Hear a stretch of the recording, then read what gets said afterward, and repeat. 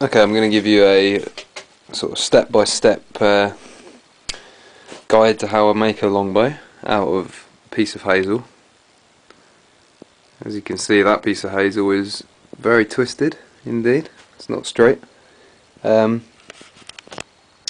actually these curves here are going to help in the long run. You see there's one at both ends, and that's going to be a sort of natural recurve. And the first thing you want to do is decide on a middle point. So I'm looking, sorry, not on a middle point, on a leading and trailing edge.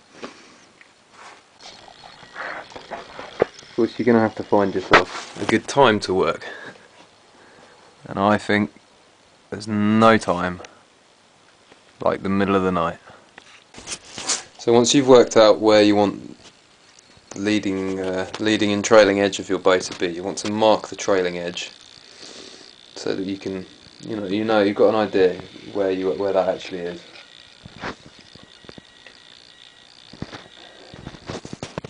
Next thing you want to do is get a piece of string and measure your bow with the string.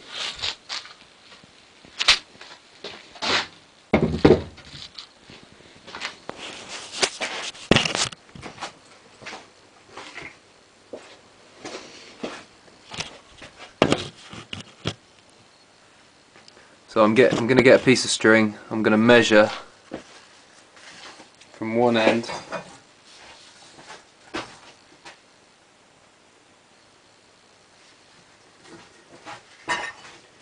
to the other.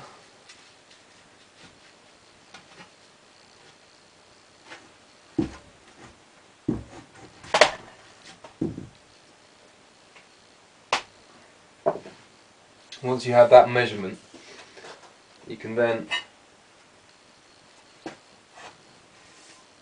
just check that's right. Perfect. You can then fold your piece of string in half to find the exact midpoint of the bow. This is very important.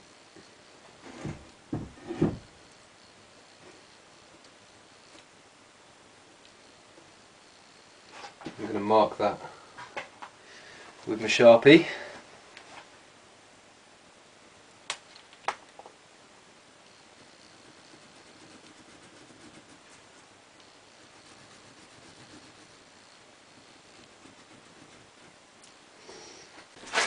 Next stage is to get your piece of wood into the vise.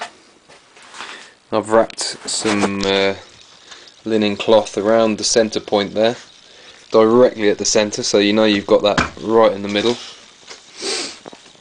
and then tighten that up as much as you can so that is not going anywhere. And you don't want to move that now. You don't want to move that once, because that is exactly where it needs to be the entire way through. Only tools I'm going to need for the most of this is I've got a rasp here. That's a coarse and a fine rasp, wood rasp, and I've got a plain blade and a hammer.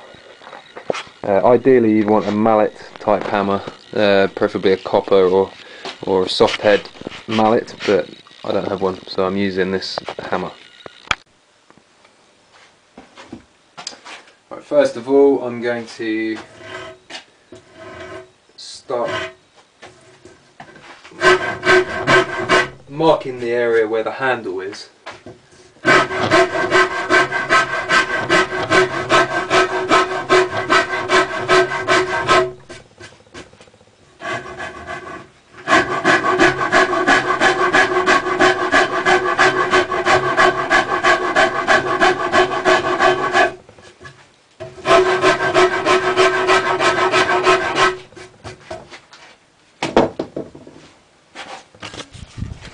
So that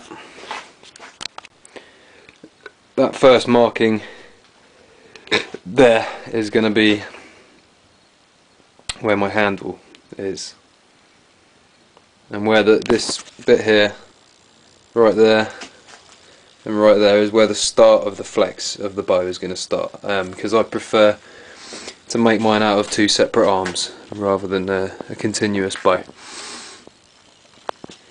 With hazel, that is, at least. This wood was left to season for a month and a half, I believe, in here. It's been sitting in the workshop, and you know, as you can see, it's still quite green. Still quite green indeed. So, you know, after cutting this, we're gonna have to let it season and dry it out for a while.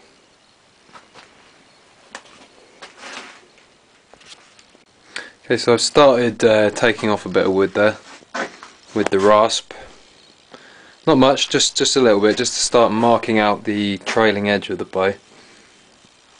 Obviously this end is much thicker than the other end. This was lower down the branch, and this end is much thinner, so you have to take that into account.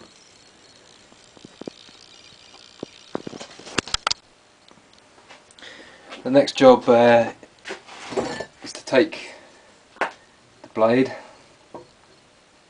and your hammer, and this is purely to save time, really, because you could cut this down with the rasp, but it's a lot of energy to expend needlessly, really, when you can do this with a wedge.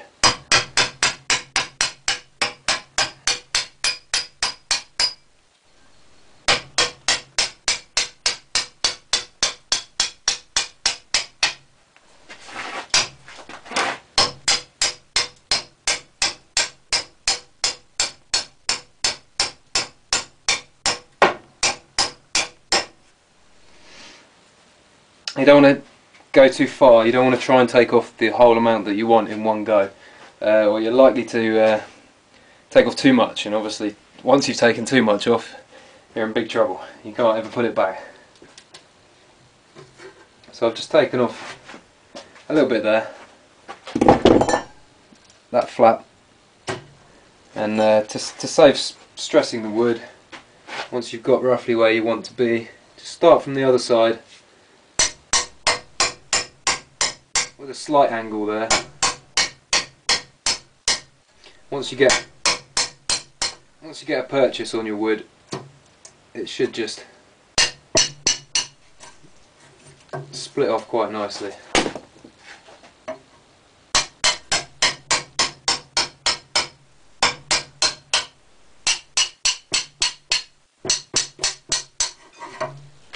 You want to try and avoid going at too much of an angle and biting into the wood too much.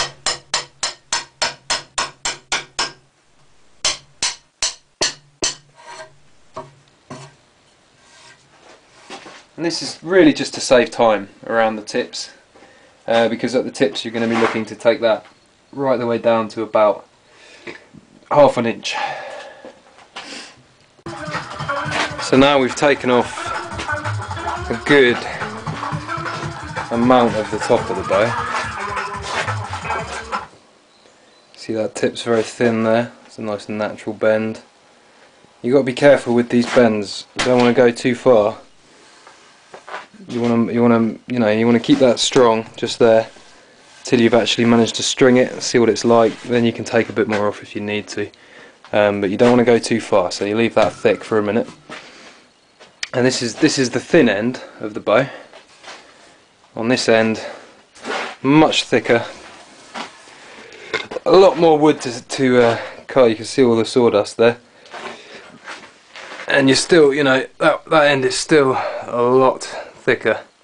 There's a lot more to do there. Might have a bit of a problem with this here, because this is very rotten wood. I don't know if you can see on the underside there, the bark had been stripped when I cut it, and that's allowed the wood to rot.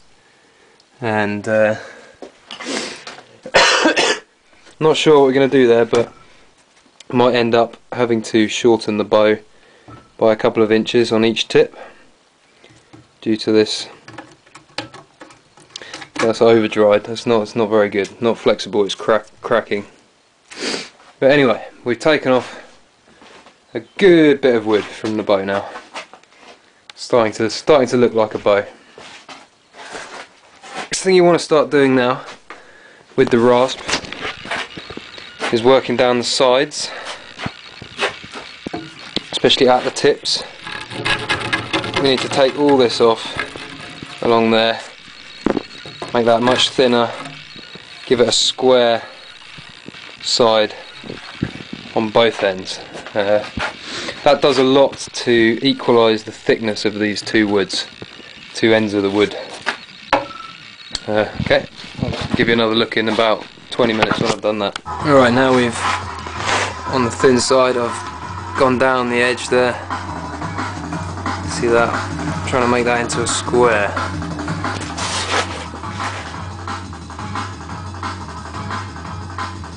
You know, people, you might think this bend here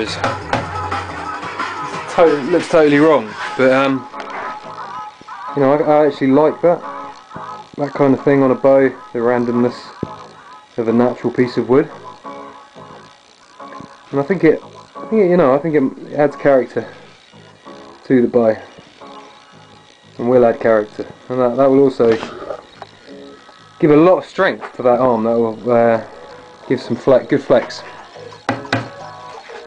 So now I need to do the same on the thick edge.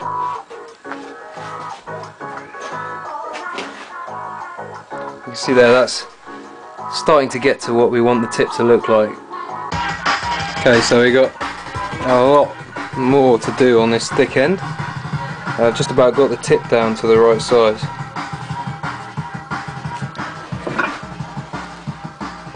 It's a bit lopsided there, because I had to try and avoid this rotten bit on the other side. So I've moved that over slightly. But as you can see, I mean, there's no flex in that at all yet. Whereas on the other side, it's good. Got a good flex on that.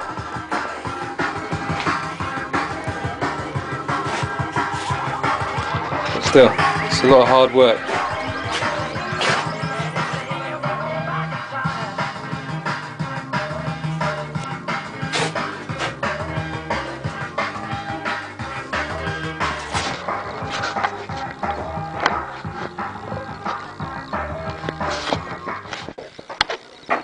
Well, it's a number of hours later.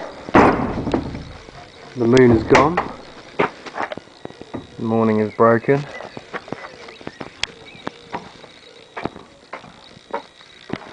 And there's a big pile of sawdust. And what we're left with now is almost the shape we're looking for the bow. It's almost there now. This was that tip that was slightly busted. As you can see, there's I can't see buckle just there. There's nothing I can do about that. I'm going to strengthen it with some epoxy resin, and hopefully that will hold. And now, you know, now we're looking almost about right. That's all just hard work with the rasp there, thinning it down, trying to even up the sides, and we're almost ready to cut some notches and string it.